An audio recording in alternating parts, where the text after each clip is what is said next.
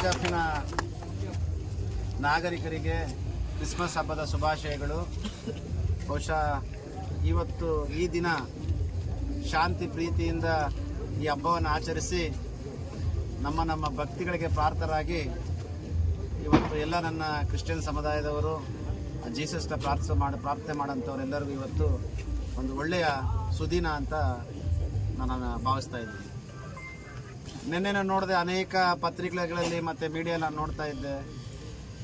ಏನು ಆ ಆಡಂಬರ ನೋಡ್ತಾ ಇದ್ದರೆ ಏನೋ ಕೆಜಾಫ್ ತಾಲೂಕನ್ನು ಒಂದು ಬಂಗಾರದ ಸಿಟಿ ಅಥವಾ ಕೆಜಾಫ್ ತಾಲೂಕನ್ನು ನೋಡ್ತಾ ಇದ್ದರೆ ಈ ನನ್ನ ಕೆಜಾಫ್ ಯುವಕರಿಗೆ ಮನೆ ಮನೆಗೂ ಕೆಲಸ ಕೊಟ್ಟಂಗೆ, ಕೆಜಾಫ್ ಯುವಕರಿಗೆ ಉದ್ಯೋಗ ಕೊಟ್ಟಂಗೆ, ಕೆಜಾಫ್ ಯುವಕರಿಗೆ ಸರ್ಕಾರಿ ಉದ್ಯೋಗ ಕೊಟ್ಟಂಗೆ, ಅದು ಬಿಟ್ಟು DCC ಬ್ಯಾಂಕ್ನ ಒಂದು ಲೋನ್ಗಳನ್ನು ಏನು ಕೊಟ್ಟಿದ್ರು ಆ ಲೋನನ್ನು ಮನ್ನಾ ಮಾಡಿದಷ್ಟು ಖುಷಿ ಅಂತೆ ಆಡಂಬರದಿಂದ ನೆನ್ನೆ ಲೈಟ್ ಉದ್ಘಾಟನೆ ಅಂತೇಳಿ ಸನ್ಮಾನ್ಯ ನಮ್ಮ ಕಾಂಗ್ರೆಸ್ ಶಾಸಕರಾದಂಥ ರೂಪಕಲಾ ಮೇಡಮ್ ಅವರು ಭಾಳ ಉದ್ದಕ್ಕೆ ಮೆರವಣಿಗೆಗಳನ್ನು ಮಾಡಿ ಒಂದು ಸೀರಿಯಲ್ ಸೆಟ್ಲನ್ನು ಹಾಕಿ ನಾನು ಕೆಜಾಫನ್ನು ಅಷ್ಟಲಕ್ಷ್ಮಿಗಳು ಬರೋಂತೆ ಮಾಡಿದ್ದೀನಿ ಅಂತ ಹೇಳ್ಬಿಟ್ಟಿದ್ದಾರೆ ನನಗೆ. ಮೇಡಮ್, ನಾನು ನಿಮಗೆ ಪ್ರಾರ್ಥನೆ ಮಾಡಿ ಕೇಳ್ತಾ ಇದ್ದೀನಿ ಮೇಡಮ್ ಅವರೇ, ಬರೀ ಮೇನ್ ರೋಡಲ್ಲಿ ಮಾತ್ರ ತಾವು ಅಷ್ಟಲಕ್ಷ್ಮಿ ಬರ್ತಾ ಇದ್ದಾರೆ ಅಂತಂದರೆ ನಿಮ್ಮನ್ನೇ ನಂಬಿ 2 ಸಲ ನಿಮಗೆ ಮತಗಳನ್ನು ಕೊಟ್ಟು ಜಯಶೀಲರನ್ನಾಗಿ ಮಾಡಿರ್ತಕ್ಕಂಥ ಈ ನಮ್ಮ ಕೆಜಾಫ್ ಜನರ ಈ ಒಂದು 14D ಬ್ಲಾಕಿನ ಜನರು ನಿಮಗೆ ಯಾವ ಪಾಪ ಮಾಡಿದ್ರು. ಅದರಲ್ಲೂ ಒಂದು ವಿಶೇಷತೆ, ಇಲ್ಲಿರ್ತಕ್ಕಂಥ ನನ್ನ ಯುವಕರು ಮತ್ತು ನಮ್ಮ ಕೆಜಾಫ್ನ ಸಹೋದ್ಯೋಗಿಗಳು, ಈ ವಾರ್ಡಿನ ಸಹೋದ್ಯೋಗಿಗಳು ಇವತ್ತು ಒಬ್ಬ ನಗರಸಭೆ ಅಧ್ಯಕ್ಷರನ್ನು ಕೊಟ್ಟಿರ್ತಕ್ಕಂಥ ವಾರ್ಡ್ ಇದು. ಇವತ್ತು ನನ್ನ ಮಿತ್ರರು ಇವತ್ತು ಕ್ರಿಸ್ಮಸ್ ಆಚರಣೆಗೆ ಬರಬೇಕು ಅಂತ ಕರೆದಾಗ ಅಲ್ಲಿಂದ ನಡ್ಕೊಂಡು ಬರ್ತಾ ಇದ್ರೆ ನನಗನ್ನಿಸ್ತು ಇದು ಅಷ್ಟಲಕ್ಷ್ಮಿಗಳ ನಾಡಲ್ಲ, ಅಷ್ಟದರಿದ್ರಿಗಳ ಲಕ್ಷ್ಮಿಗಳನ್ನು ಅಲ್ಲಿ ತಂದು ಬಿಡ್ತಾ ಇದ್ದೀರಾ ಅನ್ನೋದು ನನ್ನ ಭಾವನೆ ಅನ್ನಿಸ್ತಾ ಇದೆ. ನೀವು ನೆನ್ನೆ ಏನು ಖರ್ಚು ಮಾಡಿದ್ದೀರಾ, ಈ ಆಡಂಬರತನಕ್ಕೆ ಸೀರಿಯಲ್ ಸೆಟ್ ಮಾಡಿದ್ದೀರಾ, ಆ ಒಂದು ಖರ್ಚಿದ್ರೆ ಇದು ಬೀದಿ ದೀಪವನ್ನು ಹಾಕ್ಬೋದಾಗಿತ್ತು. ಏನೇನೆ ಮೈಕಲ್ ಹೇಳ್ತಾ ಇದ್ದೀರಿ ಅಷ್ಟಲಕ್ಷ್ಮಿಗಳು ಬರಂಗಿತ್ತೆ ಅಂತ ಹೇಳ್ತಾ ಇದ್ದೀರಲ್ಲ, ದಯಮಾಡಿ ನಾನು ತಮ್ಮಲ್ಲಿ ವಿನಂತಿಸ್ಕೊಳ್ತಾ ಇದ್ದೀನಿ, ನಿಮ್ಮದೇ ಅಧ್ಯಕ್ಷರುಗಳಾದಂಥವರು, ನಿಮ್ಮದೇ ನಗರಸಭಾ ಅಧ್ಯಕ್ಷಗಳಾದಂಥ ವಾರ್ಡು ಪ್ರತಿನಿಧಿಸ್ತಕ್ಕಂಥ ವಾರ್ಡಿನ ಸಮಸ್ಯೆಗಳಂದರೆ ನಾನು ನಿಮ್ಮನ್ನ ಬೇರೆ ಯಾವುದೇ ರೀತಿ ಕೇಳ್ತಾ ಇಲ್ಲ ಮೇಡಮ್ ಅವರೇ. ನಾನು ತಮ್ಮಲ್ಲಿ ಕೇಳ್ಕೊಳ್ತಾ ಇರೋದು ಒಂದೇ, ಹೆಣ್ಣು ಮಕ್ಕಳು, ತಾವು ಒಂದು ಹೆಣ್ಣು ಮಗ ಆಗಿದ್ದೀರಾ, ರಾತ್ರಿಯಲ್ಲಿ ಹೋರಾಡಲಿಕ್ಕೆ ಏನು ಹೇಳಿದ್ರೆ ಅಷ್ಟಲಕ್ಷ್ಮಿಗಳು ಬಂದಂಗೆ ಆಗೈತೆ ಕೆಜಾಫ್ಗೆ ಅಂತ ಹೇಳಿದಿರಲ್ಲ, ಇಲ್ಲಿ ಬಂದು ನನ್ನ ಕೆಜಾಫ್ ಲಕ್ಷ್ಮೇಂದ್ರ ಹೋರಾಡೋಂಥ ದಾರಿ ಇದು, ನನ್ನ ಕೆಜಾಫ್ ಅಕ್ಕ ತಂಗಿಯರು ಹೋರಾಡೋಂಥ ನಾಡಿದು ದಾರಿ ಇದು. ಈ ದಾರಿಯಲ್ಲಿ ನಮ್ಮ ಹೆಣ್ಣು ಮಕ್ಕಳಿಗೆ ಎಷ್ಟು ಸುರಕ್ಷಿತವಾಗೈತೆ, ಹೆಣ್ಣು ಮಕ್ಕಳು ಯಾವ ರೀತಿ ಭಯಭೀತರಾಗಿ ಹೋರಾಡ್ತಾ ಇದ್ದಾರೆ ಅಂತಂದ್ರೆ ತಾವು ದಯಮಾಡಿ ಬಂದಿದ್ದು ನೋಡಿ. ಬಹುಶಃ ಒಂದು ಅಡ್ವರ್ಟೈಸ್ಮೆಂಟ್ಗೋಸ್ಕರ ಅಷ್ಟಲಕ್ಷ್ಮಿಗಳು ಬರ್ತಾ ಇದೆ ಅಂತ ಹೇಳ್ಬೋದೇ ಹೊರತು, ನೀವೇನಾದರೂ ನಿಜವಾಗ್ಲೂ ಕೆಜಾಫ್ ಮಣ್ಣಿನ ಬಗ್ಗೆ, ಈ ವಾರ್ಡಿನ ಜನರ ಬಗ್ಗೆ, ವಿಶೇಷವಾಗಿ ಹೆಣ್ಣು ಮಕ್ಕಳ ಬಗ್ಗೆ ತಾವು ಕಾಳಜಿ ಹೊಂದಿದ್ರೆ ನಾಳೆ ಕೂಡಲೇ ಇಲ್ಲಿ ಬಂದು ಪರಿಶೀಲಿಸಿ ಈ ದಾರಿಗೆ ಬೀದಿ ದೀಪಗಳನ್ನು ಹಾಕಿಕೊಟ್ಟು ತಾವು ಅಷ್ಟಲಕ್ಷ್ಮಿಗಳು ಬರ್ತಾ ಇದ್ದಾರೆ ಬಂದಂಗೆ ಆಯ್ತು ಅಂತ ಏನು ಹೇಳ್ತಾ ಇದ್ದೀರಾ ಅದಕ್ಕೆ ಸಾಕ್ಷಿಯಾಗಿ ತಾವು ನಿಲ್ಲಬೇಕು ಅಂತೇಳಿ ನಾನು ನಿಮ್ಮನ್ನು ಪ್ರಾರ್ಥಿಸ್ಕೊಳ್ತಾ ಇದ್ದೀನಿ. ನಾನು ನಮ್ಮ ಮೀಡಿಯಾ ಬಂಧುಗಳಿಗೂ ಹೇಳ್ತಾ ಇದ್ದೀನಿ, ಕೆಜಾಫ್ ನಗರದಲ್ಲಿರ್ತಕ್ಕಂಥ ಮೀಡಿಯಾ ಬಂಧುಗಳು ಹೇಳ್ತಾ ಇದ್ದೀನಿ, ನಿನ್ನೆ ಸುಮಾರು ಅಲ್ಲಿರ್ತಕ್ಕಂಥ ಲೈಟ್ನ ಸಂಭ್ರಮ ಅರ್ಚನೆಗಳನ್ನು, ಆಡಂಬರದನ್ನು ಎಲ್ಲರೂ ಮೀಡಿಯಲ್ಲಿ ನೋಡಿಸಿದ್ದೀರಾ. ನಿಮ್ಮನ್ನು ನಾನು ದಯಮಾಡಿ ಕೇಳ್ಕೊಳ್ತಾ ಇದ್ದೀರಿ, ನಿಮಗೂ ಈ ಒಂದು ನಗರಸಭೆಯಲ್ಲಿ ಇರ್ತಕ್ಕಂಥ ಒಂದು ಕೆಲಸಗಳ ಬಗ್ಗೆ ಕೇಳೋವಂಥ ಹಕ್ಕು ನಿಮಗೂ ಐತೆ. ಅದೇ ರೀತಿ ನೀವೂ ಕೆಜಾಫಿನ ಮಣ್ಣಿನ ಮಕ್ಕಳಾಗಿರೋದ್ರಿಂದ ದಯಮಾಡಿ ಅಧ್ಯಕ್ಷರಂಥ ವಾರ್ಡ್ಗೆ ಬಂದು ರಾತ್ರಿ 7 ಗಂಟೆ ಕತ್ಲಾದ್ಮೇಲೆ ಬಂದು ನೋಡ್ರಿ ಪರಿಸ್ಥಿತಿ ಹೆಂಗೈತೆ. ಅದೇ ರೋಡಲ್ಲ, ಮೇನ್ ರೋಡಲ್ಲಿ ಹೋರಾಡಿ ನೋಡ್ರಿ, ಗೊತ್ತಾಗತ್ತೆ ಅಷ್ಟಲಕ್ಷ್ಮಿಗಳು ಹೋರಾಡುವಂಥ ದಾರಿ ಆಗೈತಾ ಇದು, ಅಥವಾ ಕೆಜಾಫಲ್ಲಿ ಅಷ್ಟಲಕ್ಷ್ಮಿಗಳು ಬಂದಂಗೆ ಕಾಣಿಸ್ತಾ ಇತ್ತಾ, ಇಲ್ಲ ಅಂತಂದ್ರೆ ಹೆಣ್ಣು ಮಕ್ಕಳು ಭಯ ಪಡ್ಕೊಂಡು ಭಯಲಕ್ಷ್ಮಿ ತರ ಹೋರಾಡ್ತಾರಾಯ್ತಾ ಅನ್ನೋದು ತಾವು ನೋಡ್ಬೇಕು ಅಂತ ಹೇಳಿ ಕೇಳ್ಕೊಳ್ತಾ ಇದ್ದೀನಿ.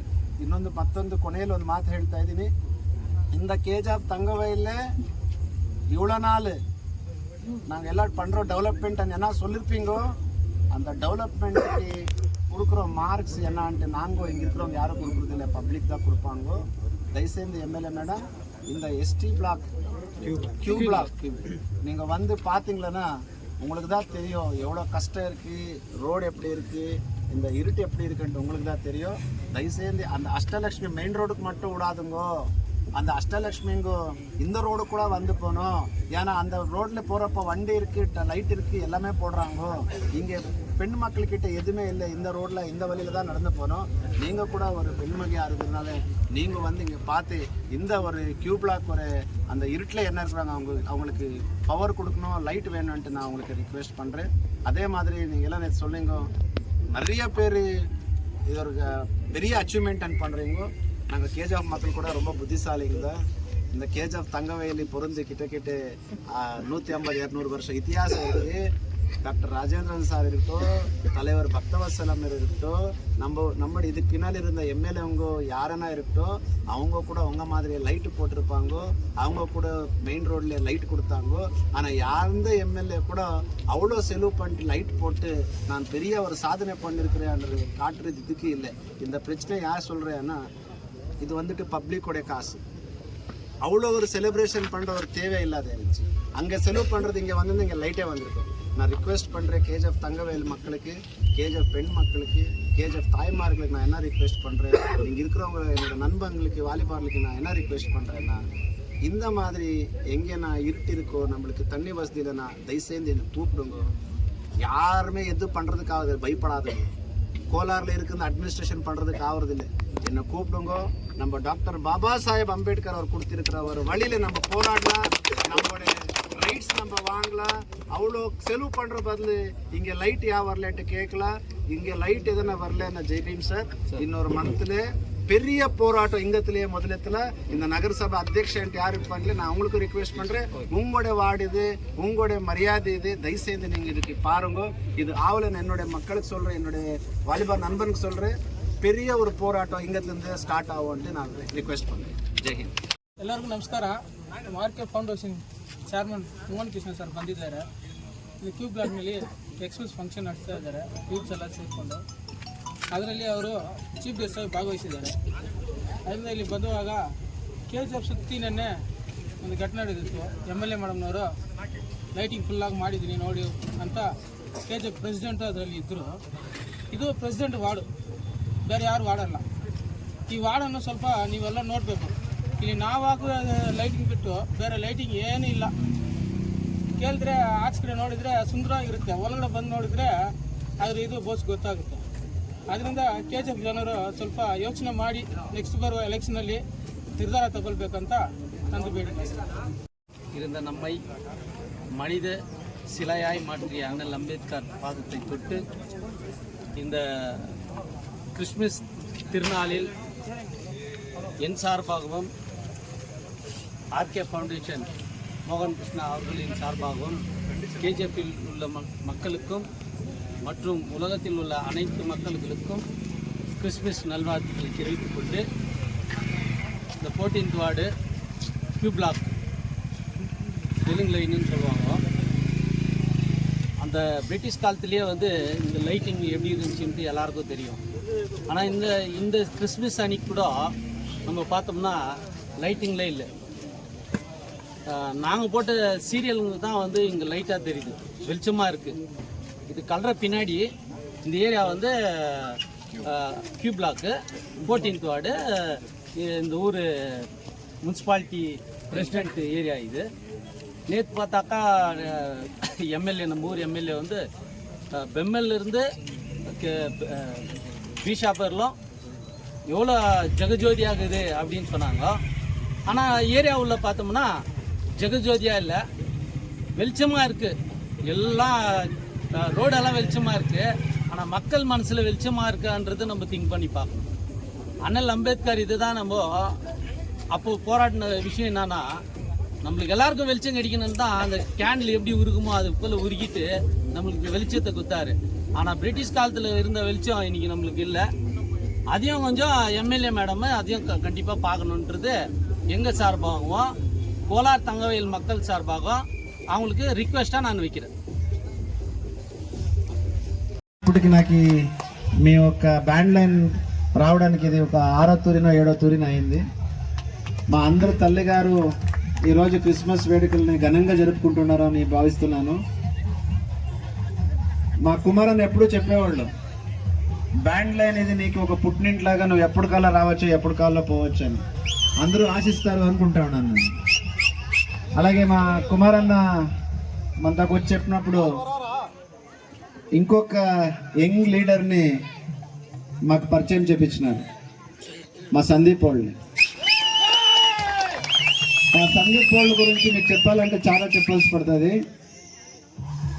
ఫస్ట్ టైం నేను బ్యాండ్ లైన్కి ఏమి ఒకటి చేయకుండా మా తల్లిగారి ముందుకు వచ్చిన్నాను, అది చెప్పాల్సి పడుతుంది. ఆయన నన్ను అన్న మీరు ఏమి ఇవ్వకండి, మీకు ఏమైనా ఇచ్చి పంపిస్తాము అని అడిగారు. ఏమి ఇస్తారయ్యా అంటే, మీరు వస్తే మా తల్లిగారు మీకు ఆశీర్వాదం చేస్తారు, నా ఫ్రెండ్స్ అంతా మీతో వస్తారు, అదే మీకు ఇచ్చే పెద్ద గిఫ్ట్ అన్నారు. Thank you mister Sandeep. చూడండి, ఇప్పుడుండే పరిస్థితులు చూస్తూ ఉంటే నన్ను మా ఎమ్మెల్యే అక్కగారు కేజాఫ్ అంతా లైట్లు వేసినాను, కేజాఫ్లోకి అష్టలక్ష్మిలు దిగొచ్చినారు. అష్టలక్ష్మిలు అంటే అందరూ దిగొచ్చినారు, అందరికీ పాపాలు పోయినాయి అంటారు. చూడండి, ఇక్కడే ఒక అష్టలక్ష్మి ఎంత పెద్దగా ఉంది చూడండి అష్టలక్ష్మి. ఈ లైట్ ఆఫ్ అయినంతే దయచేసి సందీప్ ఈ లైట్ కొంచెం ఆఫ్ చేపిస్తారా రెండు. మనం ఈ కేజీఎఫ్ లో అంటే చనిపోయిండే వాళ్ళకి ప్రాణం ఇస్తామన్నట్ల, చనిపోయిండే వాళ్ళకి పోయి ప్రాణం ఇస్తామన్నట్లాగే బీర్ షాప్ నుంచి పట్టి కృష్ణావరం వరకు లైట్లు వేసేసినాను. కేజీఎఫ్ తాలూకులో ఏ ఒక్క ఆడబిడ్డ కూడా చూడండి, ఇది ఆఫ్ చేయండి తెలుస్తుంది. మన చూడండి అక్కడ ఐమాస్క్ లైట్ ఉంది కదా, ఎంత గొప్పగా వెలుగుతా ఉంది చూడండి ఐమాస్క్ లైట్. ఇది మన కేజీఎఫ్ ఎమ్మెల్యే గారు, మనకి ఇచ్చిన గౌరవం. ఇక్కడ ఏదన్నా మాట్లాడితే నా తల్లి లోని లేదా ఊరికే మీరు ఓటేశారా అంటారు.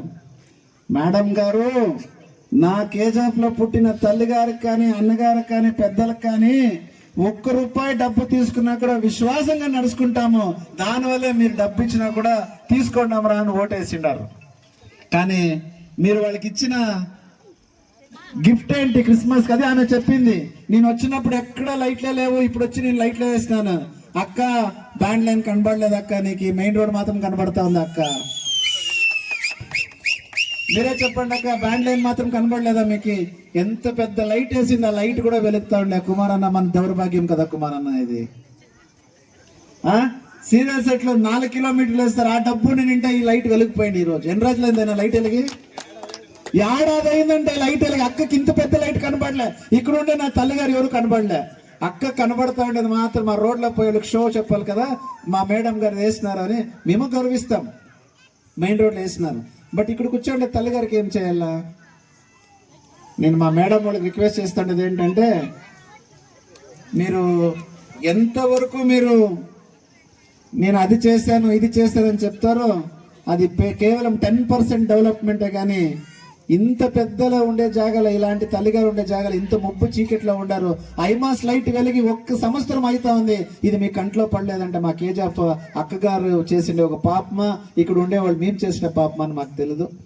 నెక్స్ట్ మా సందీప్ గారు చెప్తున్నారు, మా కుమారన్న చెప్తున్నారు, నెక్స్ట్ ఇక్కడ ఎంసీ క్యాండిడేట్ అనేవాడు అయితే ఇక్కడ ఉండేవాళ్ళు మేము చేసిస్తాము, కేజీఎఫ్ నగర సభలో మనం పడతాము అని చెప్పినారు.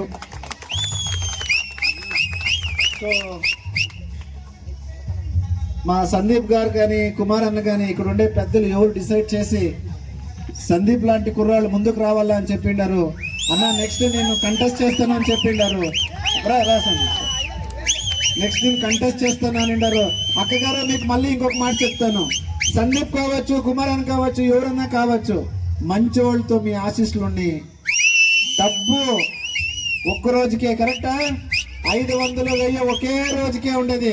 కానీ ఇలాంటి వెలుతురిస్తే చాలా రోజులు ఉంటుంది. ఇలాంటి వెలుతిచ్చే మహానుభావులు ఇక్కడే ఉండాలని మీకు చెప్తూ, మీ ఆశీస్సులు మీ దేవుళ్ళు వాళ్ళపై నుండి అని చెప్తూ ఇంత దూరం పిలిచి మీతో మాట్లాడి ఆ జీసస్ ఒక ప్రార్థనతో మీరు నాకు మంచి చేయాలని కోరుకుంటారంటూ మీ అందరికీ ఆ జీసస్ మంచి చేయాలని తెలుస్తున్నాను. అందరికీ మంచిది కానీ